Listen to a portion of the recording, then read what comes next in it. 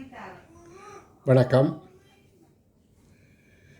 2026-27 ஆகிய வருடங்களில் தலைமைந்து புலமை பரிசில் பரீட்சை செய்ய உள்ள மாணவர்களுக்கான 2025 ஆண்டு இறுதிக்கட்ட வகுப்புகள் அக்டோபர், நவம்பர், டிசம்பர் ஆகிய 3 மாதங்களுக்கான வகுப்புகள் அக்டோபர் 1ஆம் தேதி ஆரம்பிக்கப்பட உள்ளது. அந்த வகுப்பில் மட்டுப்படுத்தப்பட்ட எண்ணிக்கையினர் மாத்திரமே அனுமதிக்கப்பட உள்ளார்கள். காரணம் என்னென்றால், இந்த சூம் வகுப்பில் நான் அடிக்கடி பிள்ளைகளிடம் விளங்கப்படுத்துகின்ற வினாக்களுக்கு விடை காணுகின்ற விளக்கங்கள் தெளிவுபட எதிர்கொள்ள வேண்டிய சந்தர்ப்பத்தில் அதிக மாணவர்கள் இருந்தால் அது எனக்கு இடையூறாக அமைந்துவிடும். அது பிள்ளைகளுக்கும் திருப்திகரமாக இல்லாமல் இருந்திடும் என்பதற்காக அந்த வகுப்புகளில் மிக மட்டுப்படுத்தப்பட்ட எண்ணிக்கை மாத்திரம்தான் வகுப்பில் இணைத்து கொள்ள இருக்கின்றேன். கடந்த ஒரு மாத வகுப்பு நடத்தப்பட்டது. அதாவது இந்த வகுப்பில் பங்கு பற்றி முழு கட்டணமும் 3 மாத கட்டணத்தையும் செலுத்தி பங்கு பெற்ற வேண்டும். தொடர்ச்சியாக வகுப்பில் பங்கு பெற்றினா பங்கு பெற்றாவிட்டால் என்ன, அந்த கட்டணம் செலுத்தப்பட்டது தான். அதற்காக ஒரு மாத முன்கூட்டியே தங்களுக்கு ஆசிரியர் கற்பிப்பது புரிகின்றதா என்பதை ஆய்வு செய்வதற்கான ஒரு மாத வகுப்பு நடத்தப்பட்டது. அதில் பங்கு பற்றிய மாணவர்களுக்கே முன்னுரிமை வழங்கப்படும்.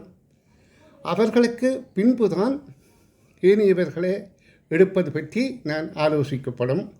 அதாவது இந்த வகுப்பில் இணைய விரும்புகிறவர்கள் முதற்கட்டமாக ஆசிரியருடன் தொடர்பு கொண்டு முதல் 2 நாள் வகுப்புகளில் பிள்ளைகளின் ஆற்றல்களை தேர்வு செய்த பின்பே அவர்களை இணைத்துக் கொள்வதாக தீர்மானித்திருக்கிறேன். காரணம் என்னென்றால், பிள்ளைக்கு புரியாமல் பிள்ளையை வகுப்பில் வைத்திருந்து நேரத்தை விரயம் செய்ய நான் விரும்பவில்லை. ஆகவே இப்போ ஏற்கனவே ஒரு மாதம் கற்ற மாணவர்கள் மட்டும், அதில் விரும்புகின்ற மாணவர்கள், கற்க புரிகின்ற மாணவர்கள் இந்த 3 மாத கட்டணத்தையும் செலுத்தி வகுப்பில் இணைந்து கொள்ளலாம். புதிதாக இணைய விரும்புபவர்கள் தாங்கள் நேரத்தோடு பணத்தை செலுத்த வேண்டிய அவசியமில்லை. நீங்கள் முதல் 2 நாள் வகுப்புகளில் உங்களை பங்கு பெற்ற அனுமதிப்பேன். அதில் உங்களுக்கு புரிந்து கொண்டால் ஆசிரியரும் சிலவேளை உங்களிடம் கேள்விகள் கேட்டு உங்களுக்கு புரிந்திருந்தால் அவர்கள் அந்த வகுப்பில் அந்த பிள்ளைகளை ஏற்றுக்கொள்வேன் என்பதை இங்கே கூறி வைக்க விரும்புகிறேன். அதுபடியால் எந்த ஒருவரும் என் அனுமதி இல்லாமல் முற்கொண்டு பணத்தை வைப்பிலிட வேண்டாம். அடுத்தது, இந்த வகுப்பு பயனுள்ளதாக அமைய வேண்டுமாக இருந்தால் பிள்ளைகள் மிகுந்த ஒழுக்கம் உள்ளவர்களாக இருக்க வேண்டும்.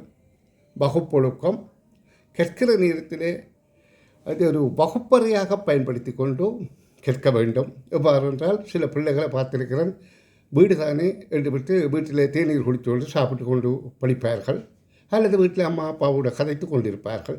அந்த மாதிரி இல்லாமல் பிள்ளைக்கென்று தனியே ஒரு மேச கதிரை ஒழுங்குபடுத்தி தனியே ஒரு இடத்துல, அந்த இடத்துல வேறு யாரும் வராத அளவில் அந்த பிள்ளைக்கு வசதி செய்து கொடுத்து அந்த அரை மணி நேர கற்பித்தலுக்கும் ஒழுங்குபடுத்துங்கோ. இந்த கற்பித்தல் முக்கியமாக பாடத்தை படித்து பிள்ளை அறிவாளியாக மாறுவது மாத்திரம் என்னுடைய நோக்கமல்ல. ஏனென்றால் இது ஒரு 10 வயது குழந்தையை கற்பிக்கிறேன். அந்த குழந்தை எதிர்காலத்தில் தன்னை ஒரு சிறந்த பிரஜையாக ஆக்கிக்கொள்வதற்காக, ஒழுக்கமுள்ள பிள்ளையாக மாறுவதற்காக நிறைய ஆலோசனைகள் கூறுவது இந்த வகுப்பில் இடம்பெறத்தான் செய்யும். ஏனென்றால் கற்றால் மட்டும் போதாது, கற்கையோடு ஒரு ஒழுக்கமுள்ள மாணவரை நான் எதிர்பார்க்கிறேன். அந்த ஒழுக்கமுள்ள மாணவன் தன்னையும் வழிநடத்தி கொண்டு தன்னை சார்ந்திருப்பவர்களுக்கும் உதவி செய்யக்கூடிய ஒரு மனப்பக்குவத்தை பெற்றவனாக ஆக முடியும் என்பது மிக முக்கியமானது. ஆகவே நான் கற்பிக்கிற நேரத்திலே, அதாவது 1 மணி நேரம் கற்பிக்கிறேன் என்றால் ஒரு 20 நிமிடம் நான் அவர்களோடு கதைப்பது தான் இருக்கும்.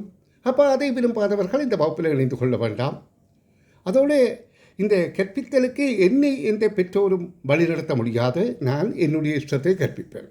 ஏனென்றால் இந்த விடயத்தில் நான் கொஞ்சம் இறுக்கமானவன் என்பதை இப்போ ஆரம்பத்திலேயே உங்களுக்கு தெரியப்படுத்துகிறேன். ஆகவே இப்போ நான் தெரியப்படுத்துவது என்னென்றால், என்னிடம் கடந்த ஒரு மாத காலத்திலே கற்ற மாணவர்களில் என்னுடைய கற்பித்தல் புரிந்தவர்கள் மாத்திரம் என்னுடன் தொடர்பு கொண்டோ என்னுடைய வங்கி கணக்கிலக்கத்தை பெற்று நீங்கள் அந்த வகுப்பில் இணைந்து கொள்ளுங்கள். பின்பு 2 நாள் முதல் 2 நாள் ஏனைய மாணவர்களுக்கு சந்தர்ப்பம் வழங்கி அவர்களில் தரமானவர்களை மாத்திரம் வகுப்பில் இணைத்து கொள்ள உள்ளேன் என்பதை கூறிக்கொள்கின்றேன். அப்போ வகுப்பொழுக்கம் முக்கியம் என்பது வகுப்பு தனிமையிலே இருந்து படிக்கிறதும், மற்ற இந்த நேரம் காணொலி காட்சியில் இருக்க வேண்டும். மற்றது வகுப்பு நேரத்தில் கேட்கப்படுற கேள்விகளுக்கு சரளமாக விடை சொல்லக்கூடிய ஆற்றல் உள்ள பிள்ளையாக இருக்க வேண்டும். அவர் பேச முடியாதவர் மௌனி என்றால் அந்த வகுப்பில் ஒரு பிரயோசனம் இல்லை. ஏனென்று சொன்னால் இது கற்றல் சூம் வகுப்பு. நீங்கள் எங்கேயோ இருக்கிறீர்கள், நான் எங்கேயோ இருக்கிறேன். நேரடியாக இருந்தால் பிள்ளை சொல்லாவிட்டாலும் இப்படி எழுதுறதை கொண்டதாவது நான் பிள்ளையின் ஆற்றிலே சரியாக அறிந்து கொள்ளக்கூடியதாக இருக்கும். அடுத்தது, கடந்த காலங்களில் 3 வருடங்களாக நான் வகுப்புகளில் சூம் வகுப்புகளில் கற்பிக்கிறது எல்லாம் காணொலிகளாக தயார் செய்து என்னுடைய யூடியூப் சேனலில் போட்டிருக்கிறேன். இனி வரும் காலங்களில் யூடியூப் சேனலில் எந்த ஒரு காணொலியும் பிள்ளைகளோட கற்பிக்கிற காணொலி போடப்பட மாட்டாதான். இடைக்கில் பெற்றோர்களோடு சந்திக்கிறது, ஆசிரியர் மாணவர்களுக்கு ஆலோசனைகள் வழங்கி அது சம்பந்தமான பொதுவான காணொலிகள் போடுவேன். அதுவும் ஒரு வாரத்தில் ஒவ்வொரு வெள்ளிக்கிழமையும், இன்று வெள்ளிக்கிழமை என்ற வழியால் ஒவ்வொரு வெள்ளிக்கிழமையும் இந்த காணொலிகளை வழங்கி கொண்டிருப்பேன். மற்ற நாட்களில் யூடியூப் சேனலில், என்னுடைய யூடியூப் சேனலில் கற்பித்தல் சார்பான காணொலிகள் இனிமேல் பதிவேற்றம் செய்ய மாட்டேன் என்பதை தெரிவித்து கொண்டு இன்றைய என்னுடைய அறிவுறுத்தலை நிறுத்தி கொண்டு அடுத்த வாரம் வெள்ளிக்கிழமை எதிர்பாருங்கள் என்று கூறிக்கொண்டு விடைபெறுகின்றேன். நன்றி.